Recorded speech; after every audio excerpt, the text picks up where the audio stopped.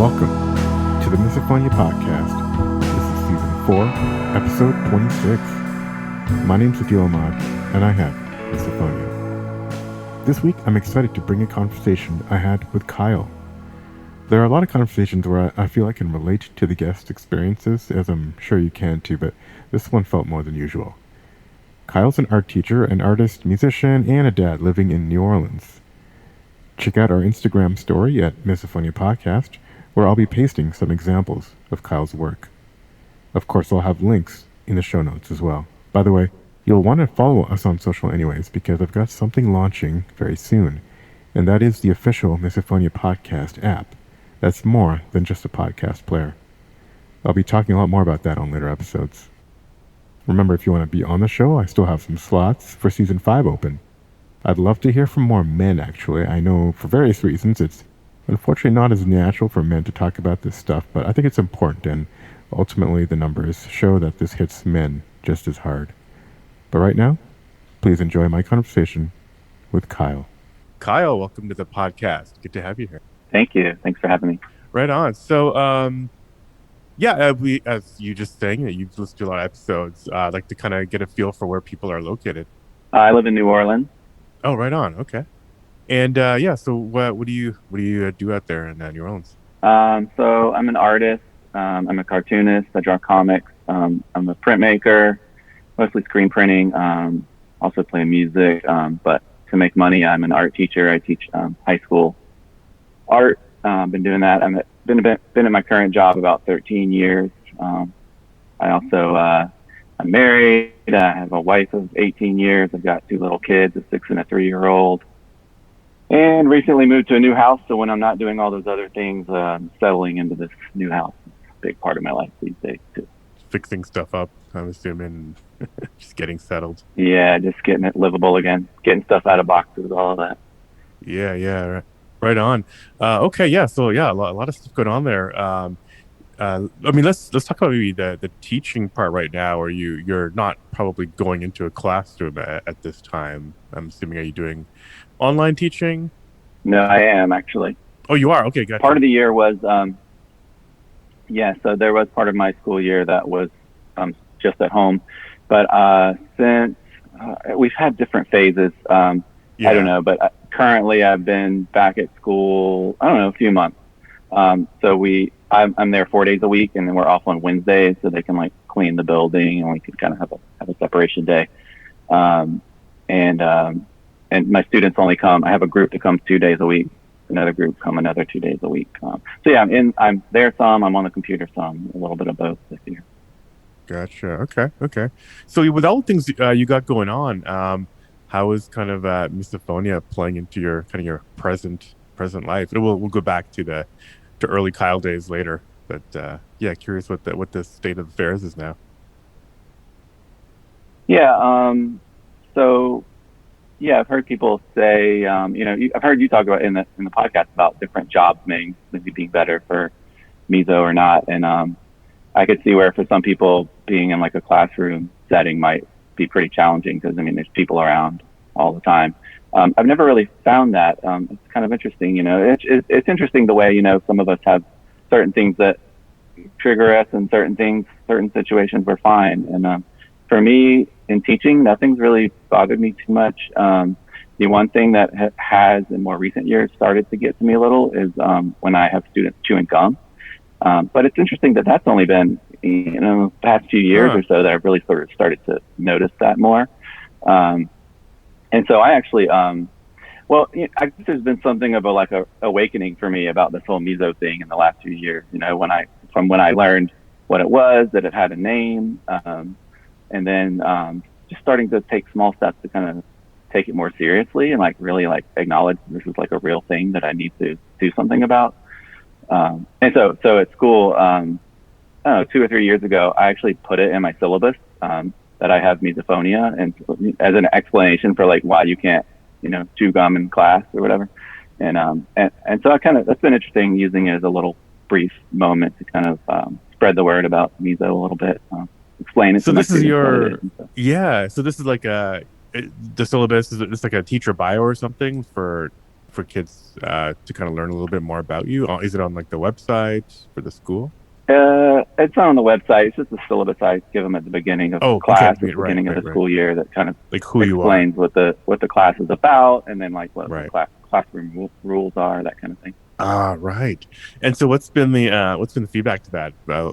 Have you had anyone push back or be curious or maybe even identify? Uh, I mean, yes, I have had a couple students be like, "Oh, I think I might have that," or like, "Oh, I have that," or and Yeah, I never really got much deeper into it with them than that. But I thought, I guess I sort of hoped that maybe like, oh, maybe I taught them the word for the first time, and they'll go learn more about it or something. Just a small little way of advocating about it a little bit. absolutely. That's something I've been thinking about. I've used to mention on the podcast how I'd like to go to school counselors or and try to have more people inside schools aware of it so that they can look for kids who might be falling behind because they just cannot stand it at school for and this being the only Definitely. reason. Yeah, I mean, I know, and I've heard you talk a lot about accommodations at school or at work, and I know accommodations are a big important thing at my school for kids with different different issues. I've never heard anyone specifically say miso as an issue, but Hmm. yeah, I'm curious. I mean, surely there are numerous kids at my school that have it, and so I was wondering, yeah, maybe it could be interesting to like try to get a club started or something to just raise a little awareness around schools about it. I don't know. I haven't gotten Yeah, there yet. Just kind of been thinking yeah. about it. Right. You got enough stuff going on, but that would be interesting. I mean, there's that UCLA group at the college level, which a lot of people are interested in. So yeah, it'd be great if it was going to spread around different levels of school. Um, so you said, yeah, you didn't really notice it much at school until like a couple of years ago. Before that, was it mainly outside of school, like at the home, or just in kind of social situations that you were feeling it? Yeah. So this definitely originated more at home. It started when I was really young with my parents. Um, so yeah, I was reflecting on kind of where this things originated, and my earliest memories would be, I think I must have been about 5 years old. I remember all of a sudden noticing my mom's eating and just really, really being bothered by it, and just kind of, not understanding like where did this come from. Like, I mean, I was only 5, but I remember sort of thinking about like why is this all of a sudden happening, and I never noticed it before. Did I change? Did she change? Right. Something change? And it was around the same time that my mom was pregnant with my sister, and so I remember thinking in my brain like, well, this is one thing that changed.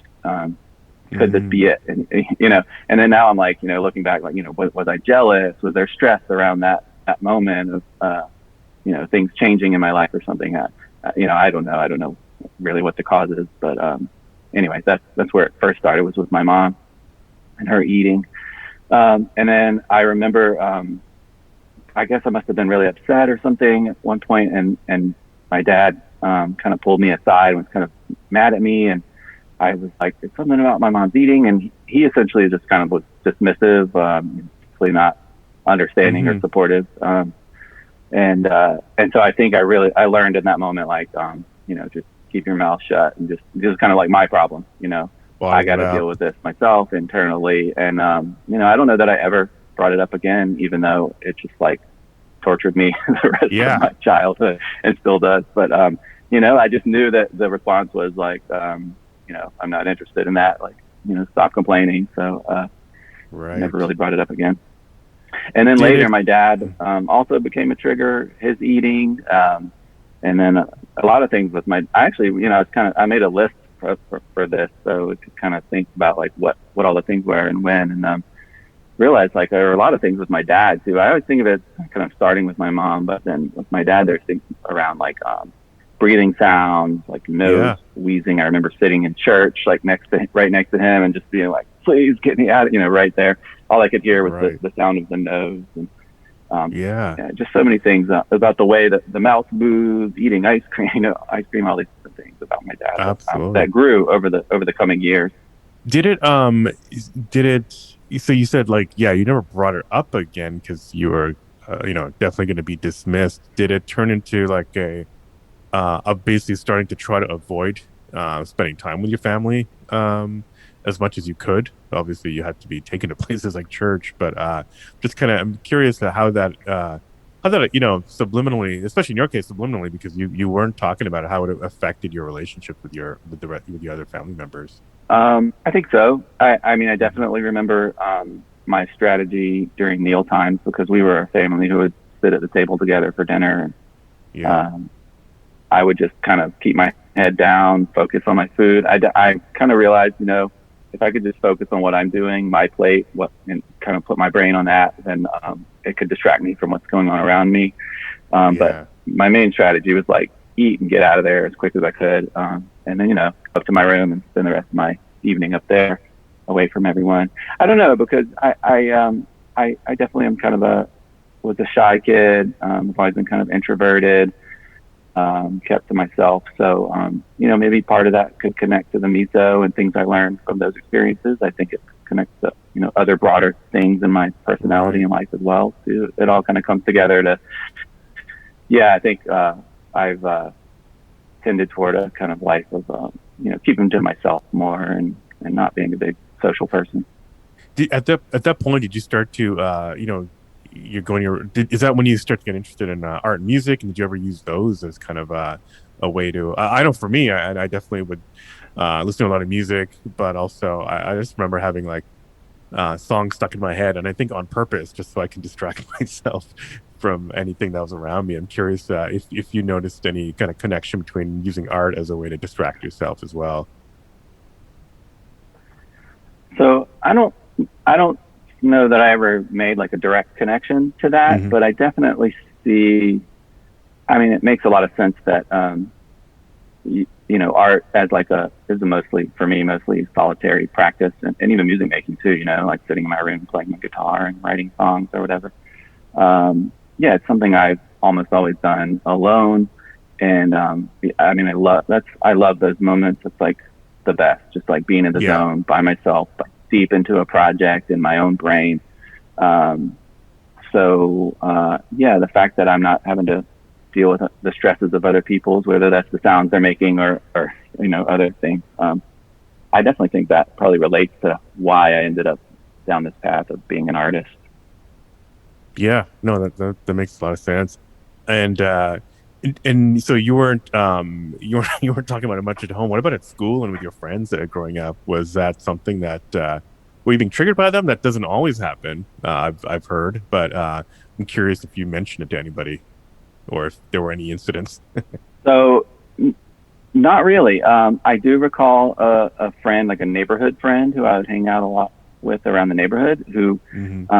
I was probably like middle school age or something. And all of a sudden one day I noticed the way he was eating, and I noticed that response in myself, the same as I was with my parents. And I was like, Yeah, oh no, like it's not yeah, not him too, yeah. because I think I My thought only maybe it was friend. just a thing with my Yeah, parents or something, right, like right, right. yeah. Um, so there was that moment, but I don't know. I feel like I always had this way of a little bit kind of knowing how to shift my brain over, like shifting the attention or distracting myself onto something else when I was feeling myself triggered. So maybe in the future, if he was eating, I would just kind of like focus on TV or something like that and try not to think about it. But so there was that one friend, but I don't recall any other friends or people in school growing up. I don't remember it being an issue with them. Yeah, For so long, it was my parents. It was all about my parents for the yeah. most part. Same here. And then I'm assuming at some point, either college or right after, things started to just explode. Really, I would say honestly, my parents always remained an issue, Yeah. but the stuff that's kind of that I deal with more these days didn't really occur. I'd say more like my 30s, really, Okay. when a bunch of other things started to accumulate.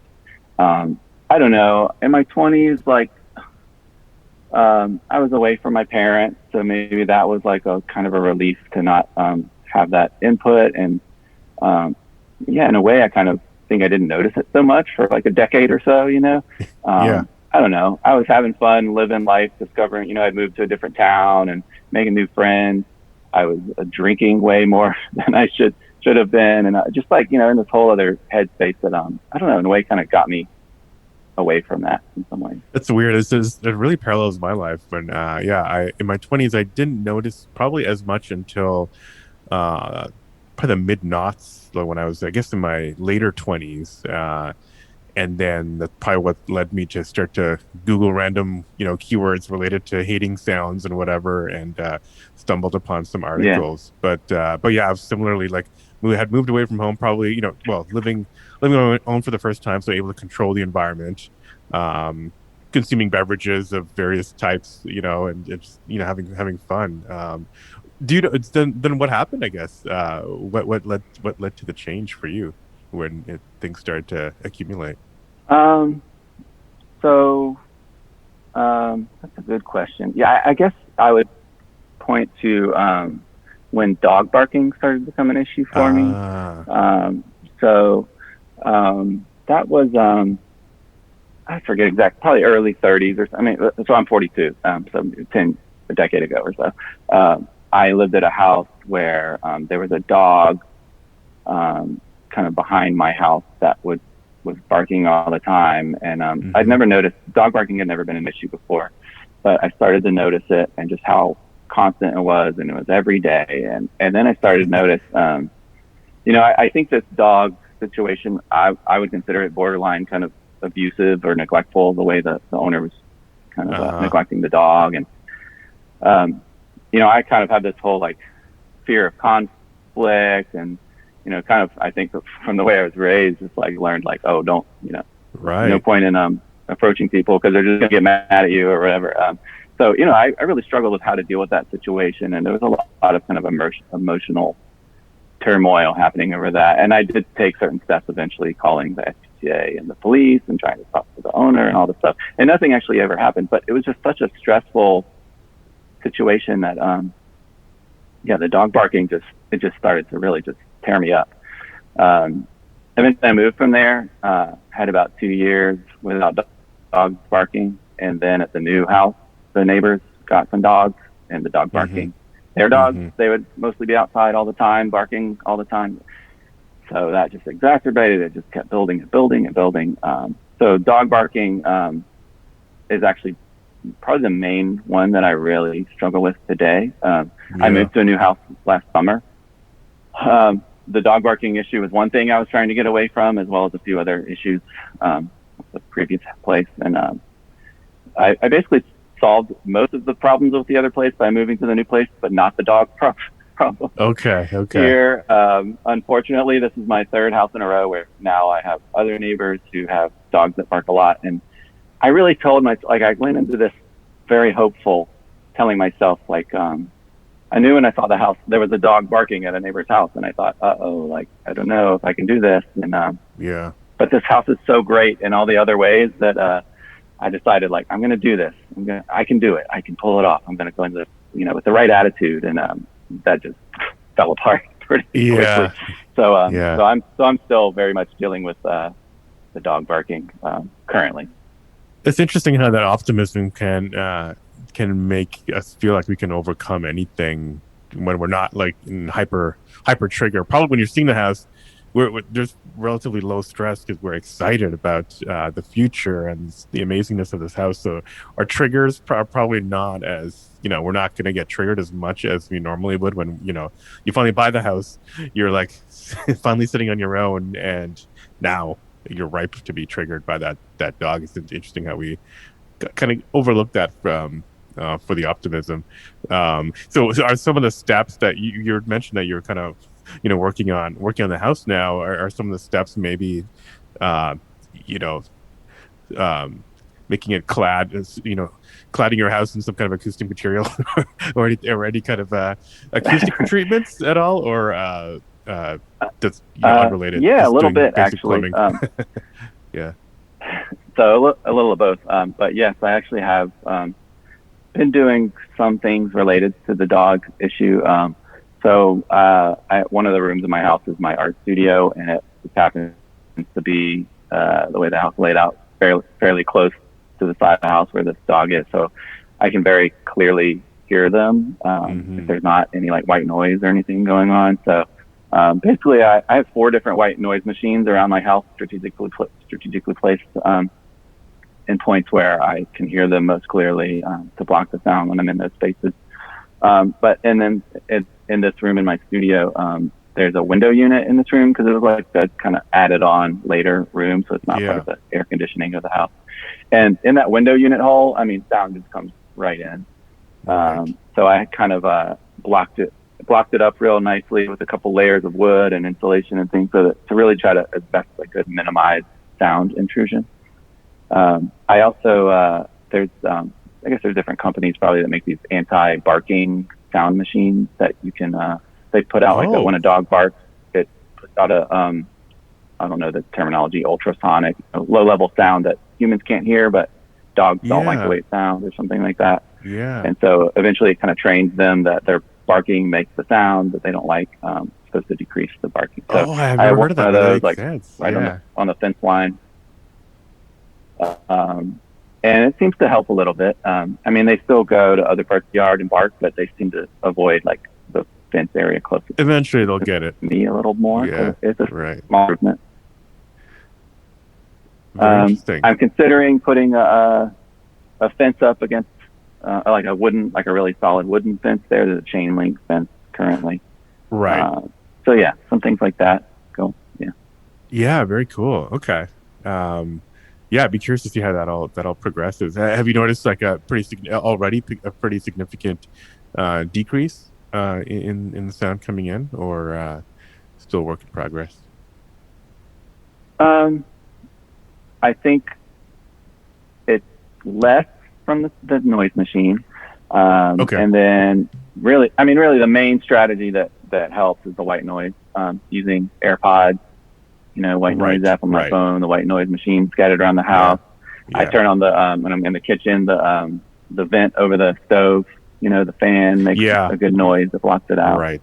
The window unit running, just things like that make noise. That's my main strategy that really helps. Yeah. Yeah, classic stuff. The white noise machines around the house, they're just kind of like units you plug into the wall. You don't have them like installed grilled speakers or anything around your house that automatically turn on as you're walking through the house. That's a great idea. No, I don't have that, but if I lived by myself, that I would definitely do that. My wife hates white noise machines. She tells me that she hates the white noise machines as much as I hate the dogs barking. Okay. So I have to kind of use them strategically. When I'm in my studio by myself, like I can do whatever I want. But if I'm in a space in the kitchen with the family, I don't want to be annoying them by blaring white noise. So I have to kind of try to balance their needs with my needs. Well, you should just cook a lot of smoky food, then you have to turn that fan on at the stove, I think. Yeah. How's the family doing then? In terms of accommodating you, maybe like helping you out or not, or just dealing with it. So around the time that I learned the term misophonia and found stuff on the internet, I don't know, that was probably 6, 7, 8 years ago, something like that. Mm-hmm. I told my wife about it, and it was kind of like, okay, this is interesting, and I felt like it helped her be a little more understanding at that point, that this is kind of a real thing that I'm serious about. It's not just some like little small complaint that I have. So that helped, but it still was, it's been challenging. Kind of, I think it's been a process between my wife and I of kind of high points and low points off and on of like, she's been very supportive, but she also can, take it personally at times and be upset by it, and which I think is completely understandable. I mean, it can't be an easy thing to, have to live with someone who has this and is, saying, I don't want to eat in the same room as you or something like that. Right. So, it's been challenging, but I think me taking it more seriously and me, trying to really proactively do things to make myself better and my life better in different ways. I think it helps the situation overall, and it helps her see that I'm trying to do positive things about it. Right. I don't know. It's a work in progress. Yeah. No, that makes a lot of sense. And you said you had kids, right? Are they Are they triggers for you? Yeah. Or yeah. So yeah, that's something that's been interesting. I've got a 3-year-old and a 6-year-old. They, for the most part, haven't been, Mm-hmm. but I've been very kind of scared of that potential. I really don't want that to happen.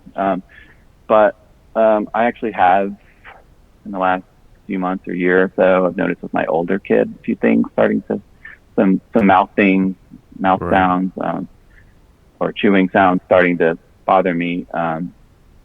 And I try to do this thing where it's like I almost feel like sometimes there's like this switch in my brain that I can flip on or off if I'm not when I'm at my best. Like if I'm really de-stressed, like things are pretty okay. I'm much Yeah. better at controlling this switch in my brain. But when I'm stressed, it's like Yeah. I can't control it at all. It's just I can't do it.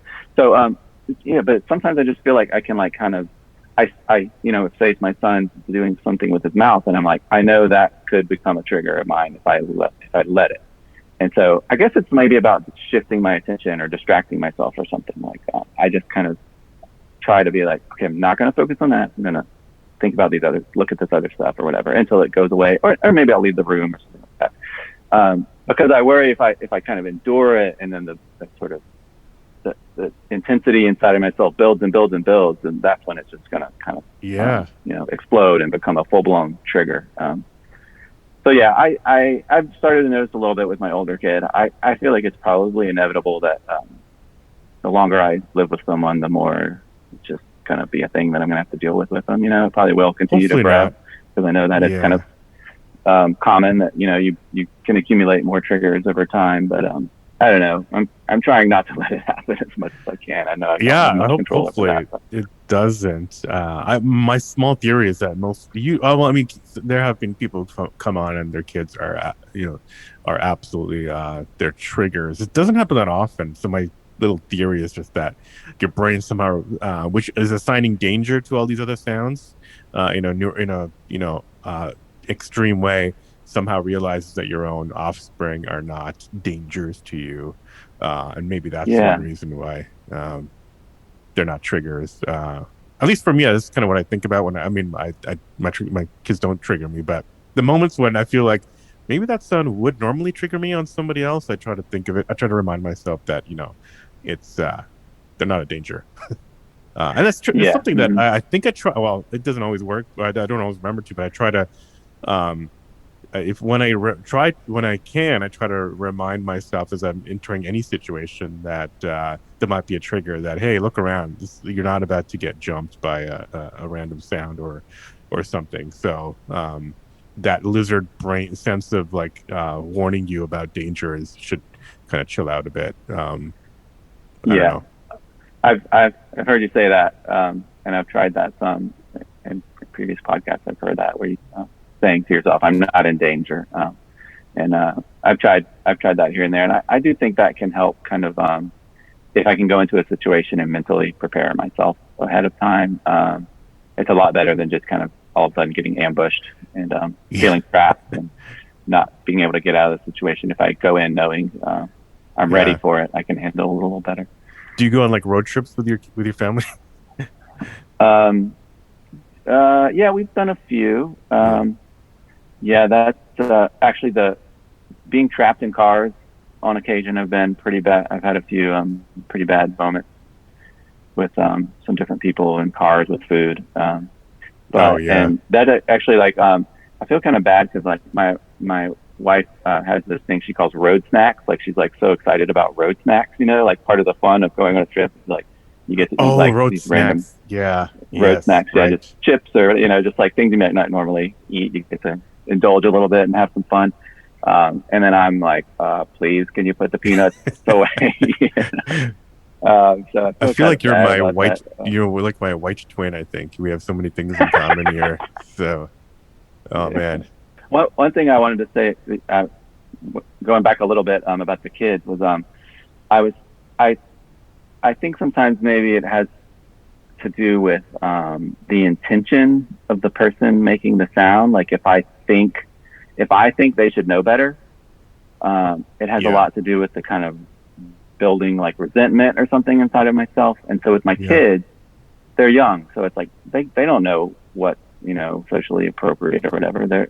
So it's a lot easier to be okay with sounds coming from them. Whereas with like an adult, I would be like, you should know by now, like how can you be standing there making those sounds and not realize like how terrible that is, So exactly. Sometimes I think it's not. There's definitely cases where the intention theory doesn't make sense, but right. It seems to contribute in a lot of situations. Like with my dog, for example, my dog's mouth sounds really annoy me, and like I'll have to like kick her out of my room sometimes or something when she's making sounds with her mouth. My dog doesn't know better, right? So the intention thing doesn't work there, but it seems to make sense in some situations at least. Does your dog bark too? I'm curious why you went out and got your worst trigger to live with you. I think I had this dog before the dog thing started being an issue. She's pretty old, but so she will bark on occasion, not a lot. She mostly lives inside with us. When she's left outside, she does bark a lot at things, and so I bring her in once she starts barking. And sometimes like that can start to really get at me if it's going for too long.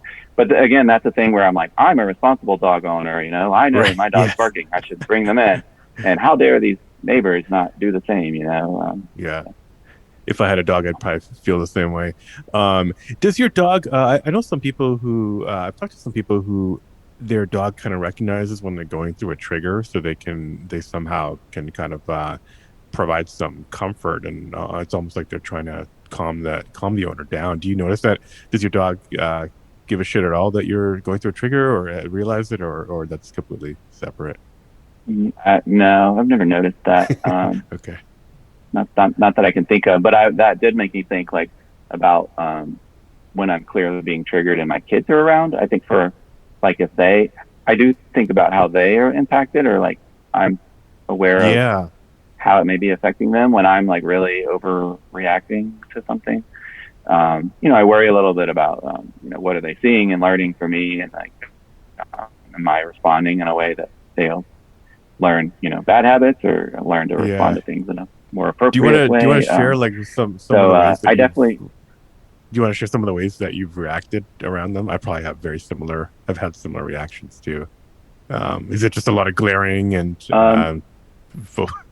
throwing things, maybe breaking your house and having to move? So, well, when it comes to like eating stuff, I feel like I'm at this point, my wife is aware of what's happening. I think my main strategy is just to leave, just to kind of quietly get up and like go in a different room, or even just like avoid eating around people in the first place.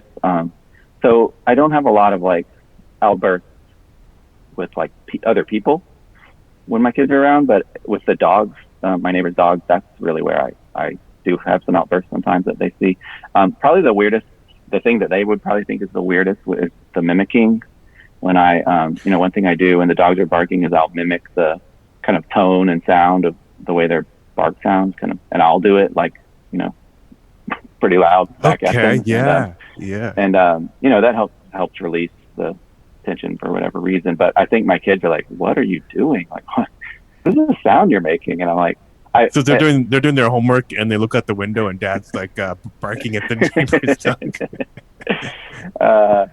Yeah, I mean, I'm not like at the fence barking at them, but right. More like just kind of to myself, but just kind of making that sound back, out loud. And when they see me or hear me doing that, they're kind of like, "What are you doing?" And they're just getting old enough where I'm starting to try to explain it to them just a little bit, kind of be like, I have this thing where certain sounds bother me, and the dog barking really bothers me, and this, for whatever reason, this kind of helps me a little bit. I'm just doing the dog sound. I don't know. I've told them little small things, haven't gotten into it too deep with them, but because I feel like I don't know, I don't want to it's like I don't want to put in their head like that have them become thinking, have them get it themselves, but at the same time I know they see me, and I know they know what's going on. Like, kids are smart and can intuit things and feel things that are coming from their parents, and so I want to give them some explanation for like, this is something I'm struggling with and trying to deal with. I don't know.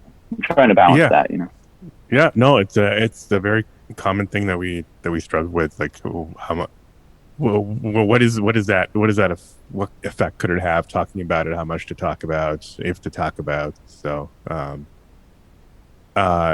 so yeah. Well, speaking of family, you said that you found out what it was, had a name, but whatever 7 8 years ago. Have you gone back to your parents and given this information to them, um, and I said, haven't. okay, at all? Yeah. Yeah. No. So I've had somewhat of a strained relationship with them for a long time. Mm, hmm. We still see each other from time to time, holidays and stuff, and do our best to keep the relationship going. We definitely have very kind of political and philosophical differences that have made things challenging in the last number of years. So there's miso things and things that's the way I grew up, and then more recent political things. There's just been a lot of things that They're have a bunch of liberal commies. yeah, been hard with them. So, Yeah. but I'm actually in the process of. So I've got a few different, I guess, kind of mental health things that I'm working on. So I actually identify as an alcoholic, and I'm part of a program for that.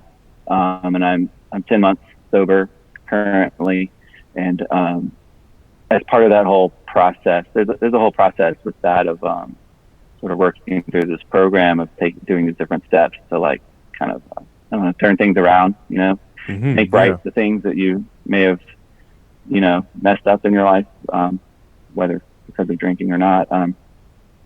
So as part of all that process, I'm kind of trying to re-examine where have I hurt other people or done things I wish I hadn't in my life. And so I'm really looking at my relationship with my parents and trying to see how to trying to actively kind of repair that relationship, at least as much as I can from my end, and make amends in whatever ways I can. And so anyway, so part of all this is one thing I really realized is I've had a big problem with honesty, with being open and honest with people. It's kind of this fear of conflict thing of just kind of following stuff inside of myself and telling people what they want to hear, maybe. And so I'm trying to, yeah, definitely, yeah, people pleasing, that kind of thing. Yeah. So I'm trying to figure out how to be a little more real with my parents and more authentic. And so I think as part of that process, I probably will eventually bring it up to them, but it's just hard because it's not something I'm used. I have a lifetime of not doing this kind of thing, of not talking about this kind of stuff with them. So I'm kind of waiting for the right moment and taking it one little step at a time. Do they know about at least the alcohol recovery portion, or do they know nothing? They know nothing. There's just like they don't know about that. Bring the grandkids over, and that's it. Yeah, they don't know about that either. I mean, surely they have some little clues that alcohol's been a little bit of an. I mean, I know of some moments here and there where it's been a little bit of a thing in the past, but I'm pretty good at. I think as a lot of alcoholics can be, they're pretty good at hiding it. I lived a pretty normal life from the surface level of like, I had the job in the house and, I wasn't like, in the gutter or anything like that. But, so I don't know how much they really even knew. And I haven't spoken to them about it yet. I'm trying to ease my way to that, trying to kind of drop little hints here and there and broach things a little bit at a time until I can kind of get to the harder things to talk about. Well, I doubt they're listening to the podcast, so it probably won't give away the surprise here. In some ways, that would be easier. Like, oh, good. Yeah. I didn't have to tell them. They found out. Yeah, right. I don't think they listened to the Misophonia podcast. Right. Well, I'll look for them on Facebook, and I'll send them the MP3. So yeah, that raises the obvious question. Like, do you find that do you think the alcohol usage was maybe a way you were self-medicating specifically for miso, or were there other things that was it kind of more of a general thing? Well, it was definitely a general thing. I think it's something. It's just once I started drinking and realized, oh, this feels great. Just relieves all this anxiety and whatnot. It was kind of my preferred tool for coping with the stresses of life for a long time. And, it kind of works for a little while until it doesn't work. And because there's becomes the problem.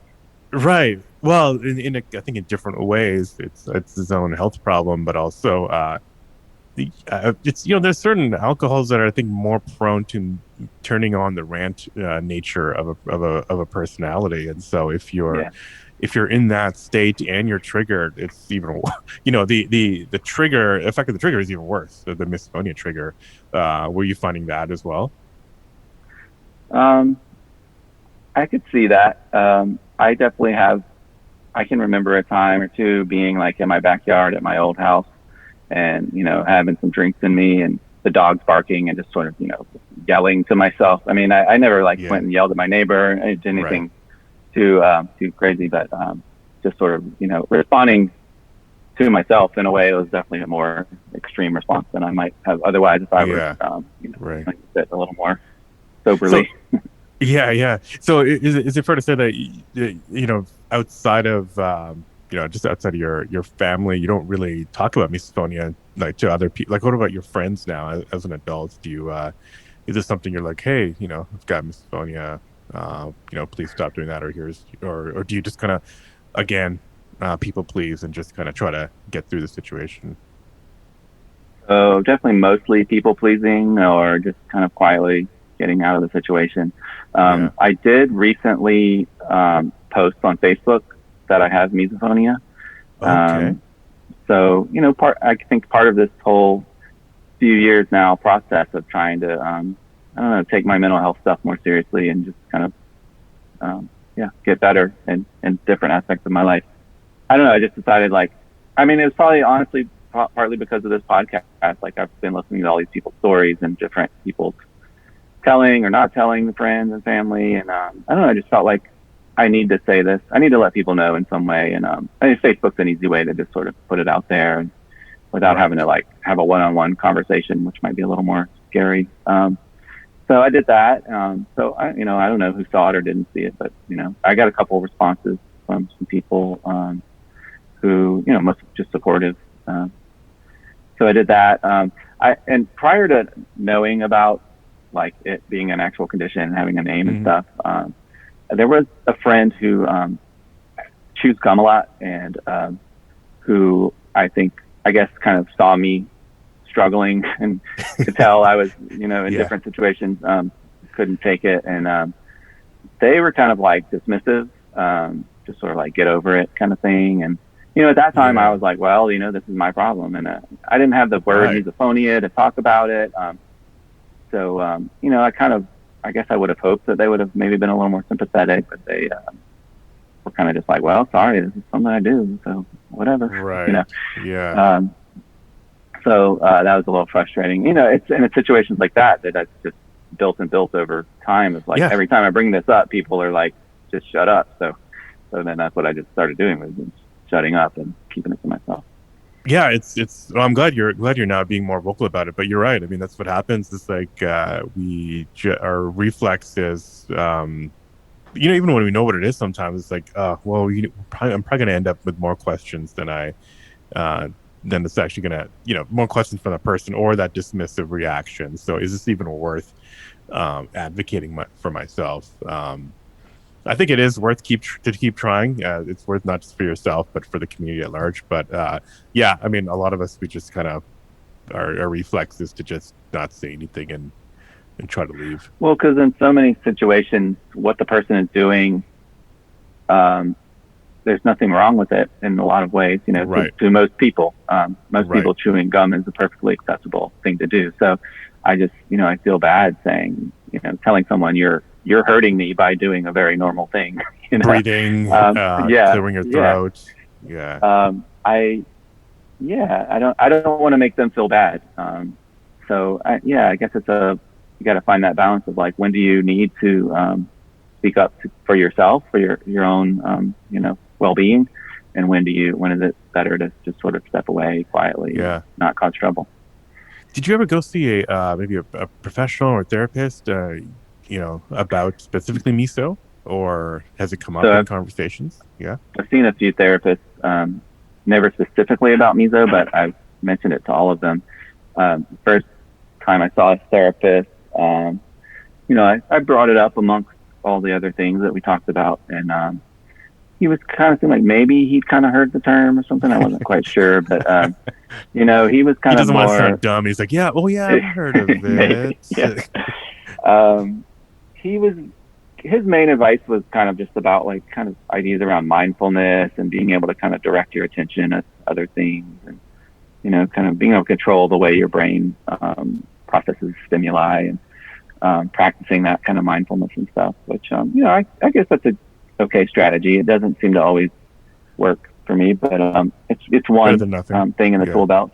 The thing I always remember from him was he said, well, when you're outside and the dogs are barking, just like listen to there are other sounds too. So like birds are chirping, so just listen to the birds chirping. And so sometimes I try to do that, and it's just like, listen, I'm trying so hard to focus on birds chirping, and it's just these dogs like totally dominating the soundscape. Sometimes they're responding to the birds, so it's like now you're in this conversation. You're so then I now see a different therapist, and brought it up to him. Again, he was kind of like, oh, maybe I've kind of heard of that. We talked about a ton of other things for a long time, but then more recently with these dogs at my new house really became a big issue for a while.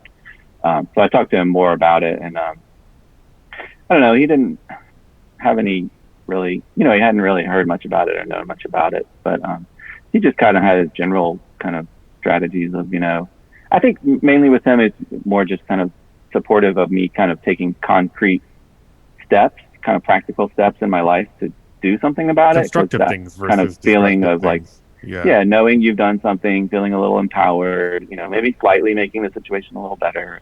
That's kind of been his advice, I guess. I've seen a psychiatrist, so I do take antidepressants, and was taking some anti-anxiety meds for a while.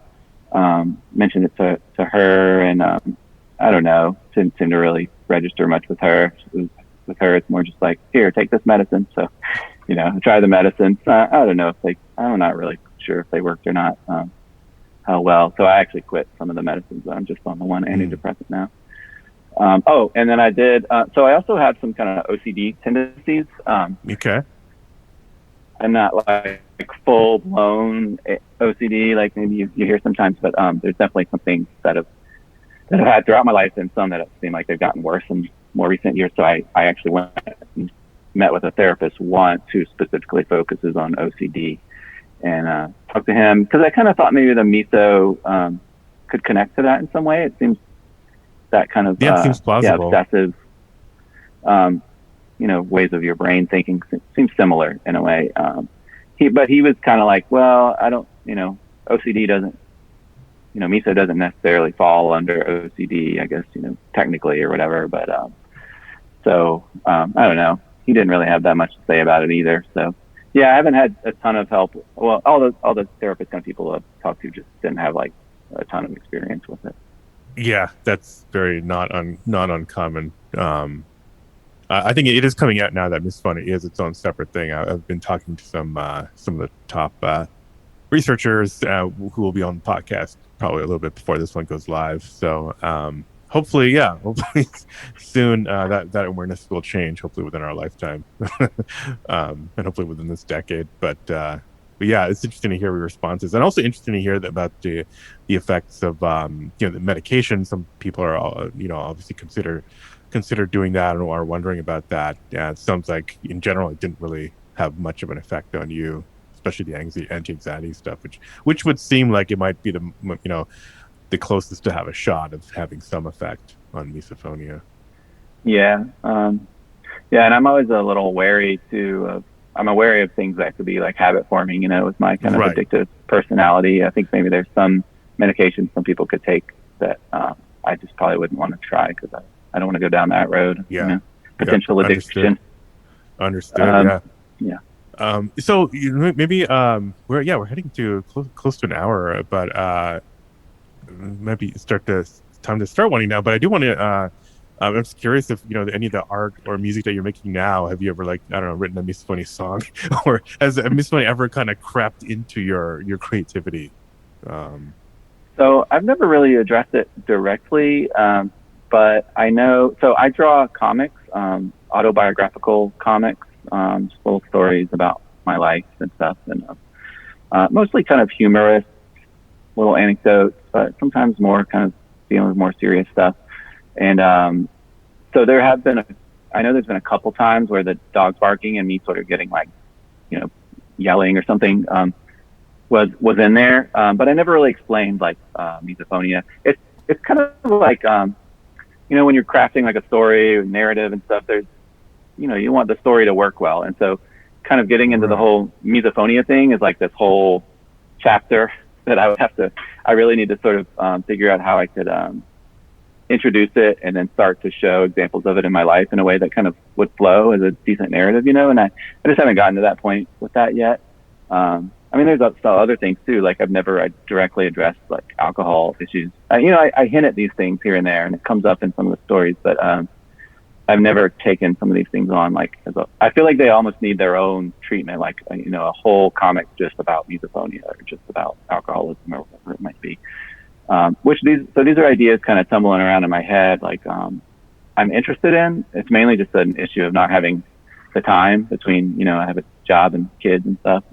Right. So finding the time to do creative projects is challenging as it is. So, but maybe down the road when I do have a little more time, an eventual goal, some kind of, maybe I could do a comic about misophonia or something like that. It's an idea in my head at this point. Yeah, I'm thinking about, I'm working on some stuff too, musically and narratively. So yeah, maybe we can bounce ideas for something at some point.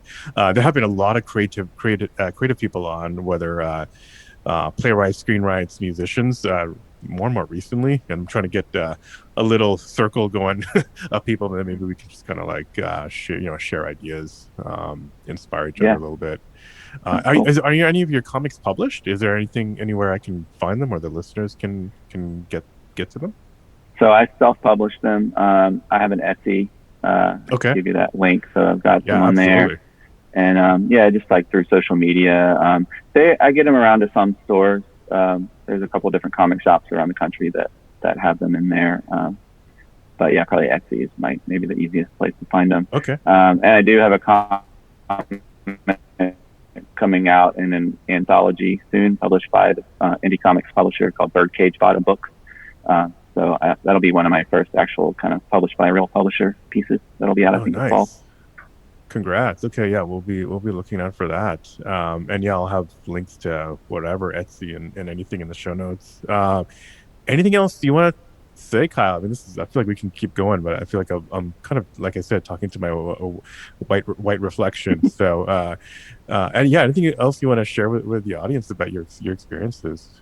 Yeah, one thing I wanted to mention, just like kind of funny thing that I thought of when I was kind of preparing for the interview was two kind of pop culture references that I think of sometimes that I wonder if relate to misophonia. One is a Disney cartoon that I remember from being a kid. I think it was Donald Duck, and it's this cartoon where he can't sleep because the sink is dripping and he can't get the sink to stop dripping, and he's just trying to turn it so hard and just up all night, getting angrier and angrier from this dripping sound. Yeah. And I didn't really think about, when I saw it as a kid, I didn't make that connection. But now I'm like, I wonder if whoever wrote that had misophonia. And then also there's this, with my dog barking, reminding me of before the dog barking stuff happened for me, seeing an episode of Seinfeld where Elaine has a dog barking issue. Have you know that familiar episode? Oh, yeah. And I'm like, did Elaine have misophonia? I don't know. Yeah, I bet Larry David has misophonia. Things, so. That makes sense. Yeah. Well, always great to end on a Seinfeld reference. I'm always happy about that. So, Kyle, thanks for coming on. This is great. It's really nice to meet you and talk to you. And good luck with everything. Good luck with the house, and hope you're are able to isolate that sound. And good luck with your recovery and all and the other areas too. It sounds like you're taking some really positive steps, and I hope it all works out. Thank you, and thanks for doing the podcast. It's really been just great to listen to. Just to hear other people's stories and be able to relate. And then there's kind of a community out there. There's stuff online and stuff, but really to me, I love listening to the podcast in general, but it's just so easy to pop, my AirPods in and just listen to people's stories. And it's really been a big help for me. So thanks for doing the podcast. Thank you, Kyle.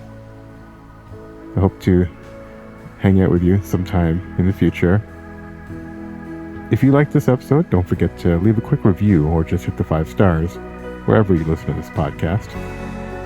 Music, as always, is by Moby. And until next week, wishing you peace and quiet.